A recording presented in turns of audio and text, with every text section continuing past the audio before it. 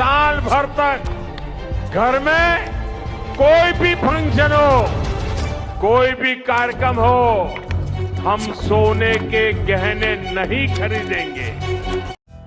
देश का प्रधानमंत्री नरेंद्र मोदी बेरोजगार बढ़ाने का काम कर रहे हैं, ना कि घटाने का काम कर रहे हैं। क्योंकि एक रैली में गए हुए थे प्रधानमंत्री हैदराबाद के अंदर में, वहां पर उस रैली में ये बयानबाजी दिया है नरेंद्र मोदी ने। क्या कुछ कहा है आप लोग ने तो सोशल मीडिया पे सुना ही होगा। उन्होंने गोल्ड को लेकर कहा है कि 1 साल तक जो है आप गोल्ड का इस्तेमाल नहीं कर सकते, यानी कि आप दुकान से खरीदिए नहीं, चाहे वो किसी भी इवेंट में हो या फिर फंक्शन में हो या फिर शादी ब्याह में हो, आप गोल्ड का इस्तेमाल नहीं कर सकते हैं।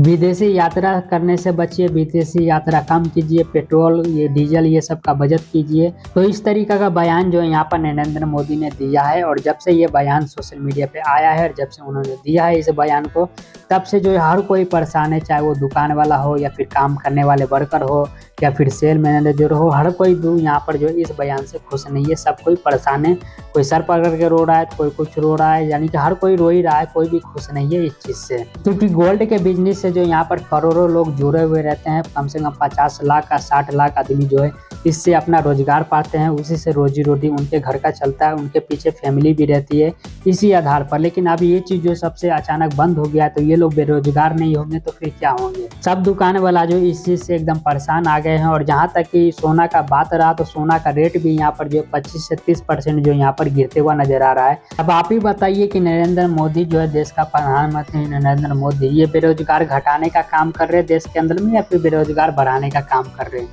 क्योंकि गोल्ड के बिजनेस में जैसे कि मैंने आप सभी को बताया कि 50 से 60 लाख आदमी जो इस चीज़ से जुड़े हुए रहते हैं। और जब यही चीज़ काम धंधा बंद हो जाएगा तो 50 से 60 लाख आदमी का फिर क्या होगा।